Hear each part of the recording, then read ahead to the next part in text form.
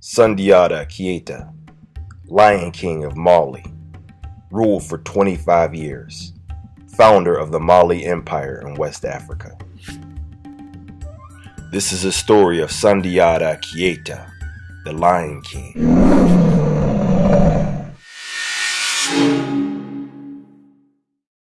Much of the information about Sundiata come from stories that were passed down through storytellers, who are known as griots.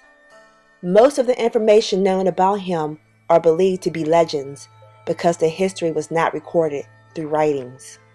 Griots originated during the 13th century in the Mandi Empire of Mali. They are storytellers, singers, and musicians. They keep records of all births, deaths, and marriages through generations of the villages. They tell their story through music or poetry to maintain the culture. They were the historians.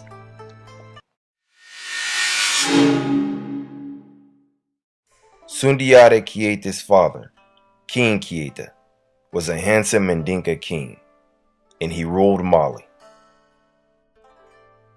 King Keita was visited by a divine hunter. The hunter predicted if the king married an ugly woman, which would soon appear, she would give birth to a son that would one day become a powerful king. King Keita was already married and had a son.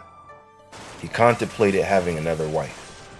However, an ugly hunchback woman appeared, and King Keita married her, and later they gave birth to a son, Sundiata Keita.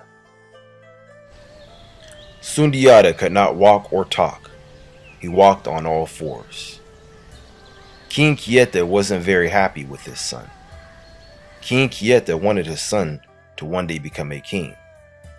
Because Sundiata was crippled, the king wasn't confident in him.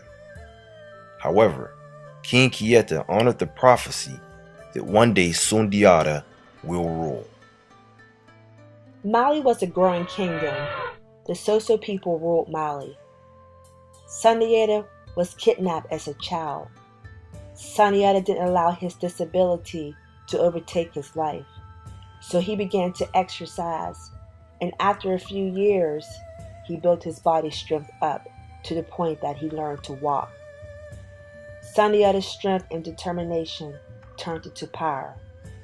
Sundiata took his newfound strength and he escaped from his enemy's control. Sundiata was determined to force the Soso out of Mali. The people of Mali were suffering under the Soso rule. Sundiata heard how Soso charged the people of Mali high taxes for their personal gain. Sundiata planned to take over Mali, but he needed the manpower, so he gathered an army. Sundiata planned and executed an attack and won several victories. But the biggest victory came when he met the king of Soso on the battlefield. Sundiata was faced with his biggest challenge, but he defeated the king of Soso during the Battle of Karanga. Sundiata conquered the king of Soso with a poisonous arrow. Sundiata's victory allowed him to take full control of the gold and salt mines. Sundiata transferred the Mali Empire into a rich and powerful kingdom.